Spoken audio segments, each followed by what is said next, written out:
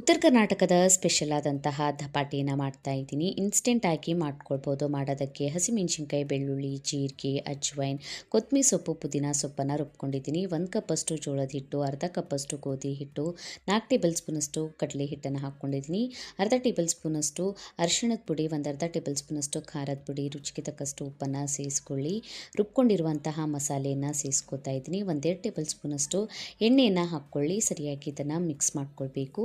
ಸ್ವಲ್ಪ ನೀರನ್ನು ಸೇರಿಸ್ಕೋತಾ ಹಿಟ್ಟನ್ನು ನಾದ್ಕೊಳ್ಳಿ. ಈಗ ಒಣ ಹಿಟ್ಟನ್ನು ಹಚ್ಕೊಂಡ್ಬಿಟ್ಟು ಮೇಲ್ಗಡೆ ಸ್ವಲ್ಪ ಬಿಳಿ ಎಳ್ಳನ್ನು ಹಚ್ಕೊಂಡ್ಬಿಟ್ಟು ರೊಟ್ಟಿಯನ್ನು ತಟ್ಕೊಳ್ಬೇಕು.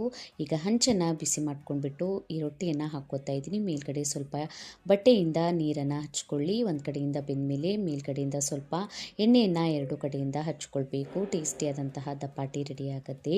ಟ್ರೈ ಮಾಡಿ ಕಮೆಂಟ್ ಒಳಗೆ ತಿಳಿಸಿ ವಿಡಿಯೋ ಹೇಗೆ ಅನ್ನಿಸ್ತಂತ. ವಿಡಿಯೋ ಇಷ್ಟ ಆಗಿತ್ತಂದರೆ ಲೈಕ್ ಮಾಡಿ, ಶೇರ್ ಮಾಡಿ, ಇನ್ಸ್ಟಾಗ್ರಾಮ್, ಫೇಸ್ಬುಕ್ಕಿಗೂ ಫಾಲೋ ಮಾಡಿ.